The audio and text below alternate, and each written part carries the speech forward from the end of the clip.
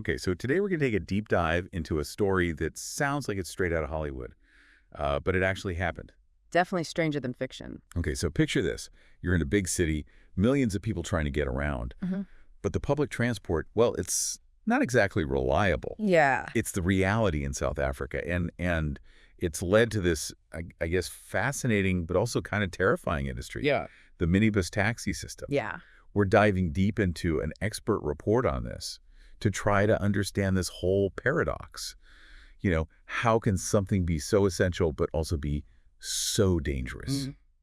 By the end of this, you'll really get a grasp on just how volatile this industry is, its impact on everyday South Africans, and why it's so hard to find solutions. Well, one of the first things that really jumps out at you is just how many people rely on these taxis. Yeah. We're talking 15 million daily riders. It's unbelievable. That's more than the population of a lot of major cities. It's mind-blowing, right? The report kind of lays out how this all came to be. Yeah. You know, years of inadequate public transport basically left this void. Right. And the taxi industry, well, they rushed in. Yeah. And now it's this multi-billion rand behemoth. They wield significant economic power, and often with very little oversight. And that's where I think the story goes beyond just getting from point A to point B. You know, it becomes about economic control and influencing people's lives. And the report actually cites a case where Taxi Association X, they were engaged in these violent disputes over routes with absolutely no legal repercussions. Wow. And this lack of accountability just basically emboldened them. So the term taxi wars, it's not just a catchy phrase. No. This is a lived reality. It is. And the report doesn't shy away from the violence at all. No. Assassinations, shootings, vehicles being set on fire. They even mentioned the use of hitmen to take out rivals.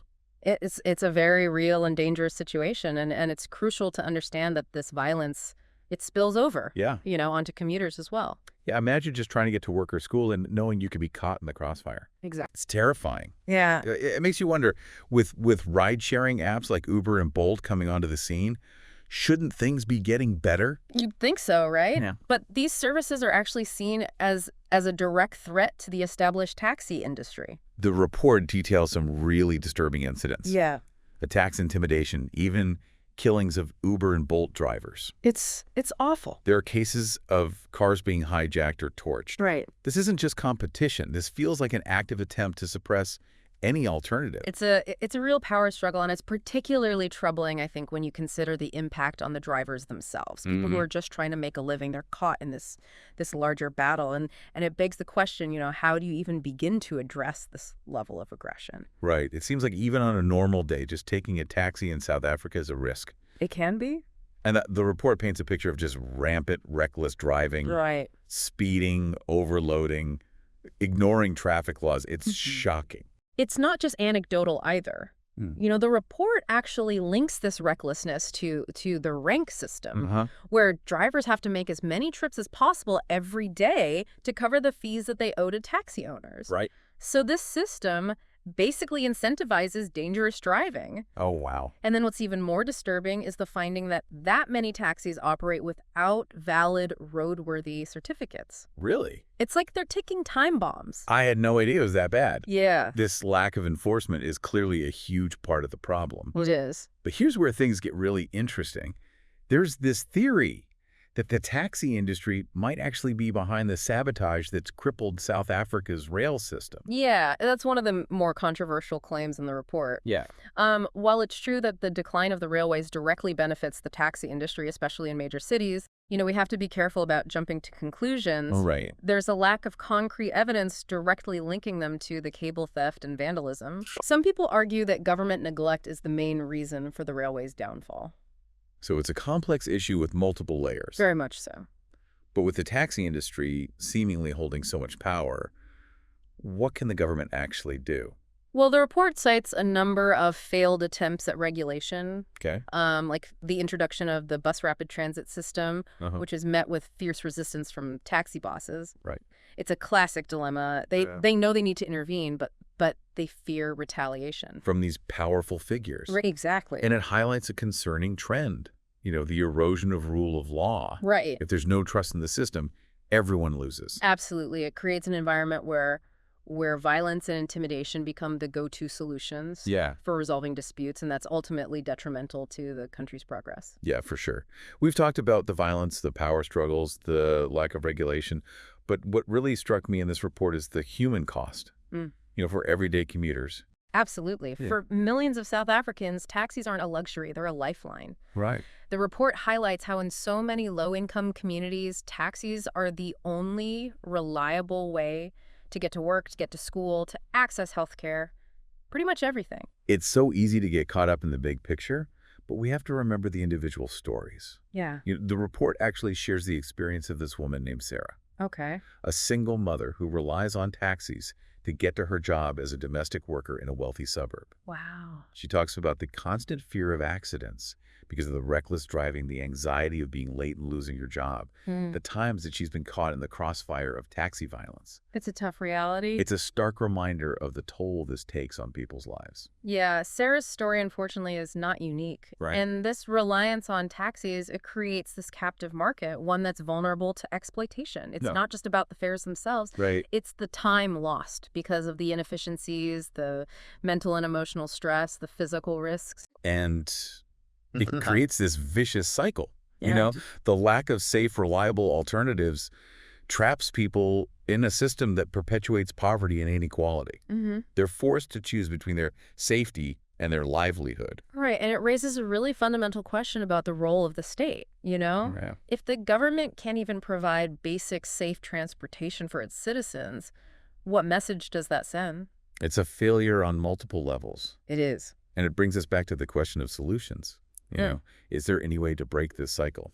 Well, the report does offer some glimmers of hope, although they come with some pretty big caveats. Okay. One suggestion is modernizing the taxi fleet, Okay. transitioning to electric vehicles. Interesting. This could potentially address some of the environmental concerns and maybe even reduce operating costs. But wouldn't that require a huge investment? Yeah. And wouldn't the taxi associations resist anything that kind of disrupts their current model?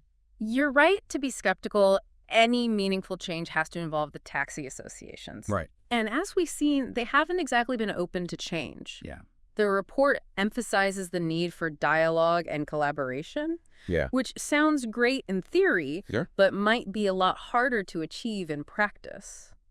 The report also mentions programs focused on driver training, vehicle maintenance, and promoting a culture of responsible driving. Yeah, these initiatives have shown some promise. Okay. But again, success depends on buy-in from within the industry Nah. and consistent enforcement from the government. So it sounds like there's no easy fix. Not really. But is there anything we as individuals can do to make a difference? That's a great question, and the report actually highlights the power of grassroots initiatives. Okay. There's this growing movement advocating for safer taxi services, putting pressure on both the industry and the government, supporting these groups, raising awareness, demanding accountability from our elected officials. Those are all tangible steps we can take. It's encouraging to know that there are people actively working towards change, even in the face of such huge challenges. Absolutely. Before we move on to the final part of our deep dive, I want to pause and ask you, our listener, what's resonating with you most about this story? Yeah. Have you ever experienced a similar situation in your own city, where the lack of reliable transportation creates this sense of dependence and vulnerability? We'd love to hear your thoughts. And in our final segment, we'll delve into some potential paths forward, exploring both the challenges and the opportunities that lie ahead. So we've uncovered a lot in this deep dive. The violence, the struggles of commuters, the lack of regulation, and the impact on other transportation systems. But it's not all doom and gloom. This report actually offers some potential paths forward. Right. And some of them are pretty surprising. Yeah, it's not a hopeless situation. One of the key takeaways, I think, is that there's no single solution. Right. It's going to require this multi-pronged approach involving government initiatives and community-driven efforts working together. So let's start with the government. They clearly need to step up enforcement of existing laws. Hold reckless drivers accountable, crack down on illegal taxi operations. Make sure that vehicles meet basic safety standards. Absolutely. Yeah. But stricter enforcement alone won't solve the problem. Yeah. It won't address those root causes. Right. The report suggests that the government should invest in viable alternatives to taxis, Okay. like revitalizing the rail system. Imagine a safe, affordable, efficient train network connecting communities across South Africa. Yeah. That could be transformative. It sounds ideal, But is it realistic? The report itself mentions that previous attempts to introduce alternatives like the bus rapid transit system were met with fierce resistance from the taxi associations. That's true, but it doesn't mean we should give up on innovation, you know. Yeah. The report also explores the potential of ride-sharing platforms. Okay. Instead of viewing them as a threat, what if the government worked with companies like Uber and Bolt Right, yeah. to integrate them into the existing system? Yeah. They could complement the taxis, offering more options, potentially even improving safety and accountability. That's a fascinating idea. It challenges that traditional us versus them mentality Exactly. and opens up all these possibilities for collaboration. But how do you get the taxi associations on board? They seem resistant to anything that threatens their control. Well, it comes back to incentives. Okay. The report suggests offering financial support for modernizing the taxi fleet. Uh-huh. Maybe even subsidies for transitioning to electric vehicles. Right. It could be a win-win. Yeah. You know, reducing pollution, lowering operating costs, improving the image of the industry. It would definitely require a delicate balance. It would. The government needs to be firm about enforcing the law and protecting the safety of commuters and ride-hailing drivers, Yeah. while also offering a path forward for the taxi industry. Exactly. It's about creating a system that benefits everyone. Yeah. The report emphasizes that lasting change requires a shift in mindset. You know, a recognition that the current system isn't working and that a safe, reliable, and equitable transportation system benefits the entire country. So what about us, the everyday citizens? What role can we play in this transformation?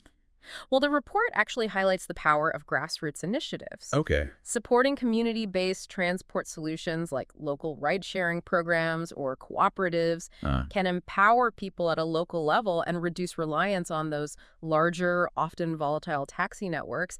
And don't underestimate the impact of simply raising awareness. Yeah. Talk to your friends, your family, your elected officials. Let them know that you care about this issue and that you demand better. That's a powerful message. Change might seem daunting, especially with an issue as complex as this. But it starts with each of us taking action as we wrap up this deep dive. We want to leave you with this thought. The future of South Africa's transport system is not predetermined. It's something we can actively shape. By understanding the challenges, exploring the possibilities, and working together, we can create a transportation system that is safe, affordable, and accessible for all South Africans. Keep diving deep, keep asking questions, and keep pushing for progress.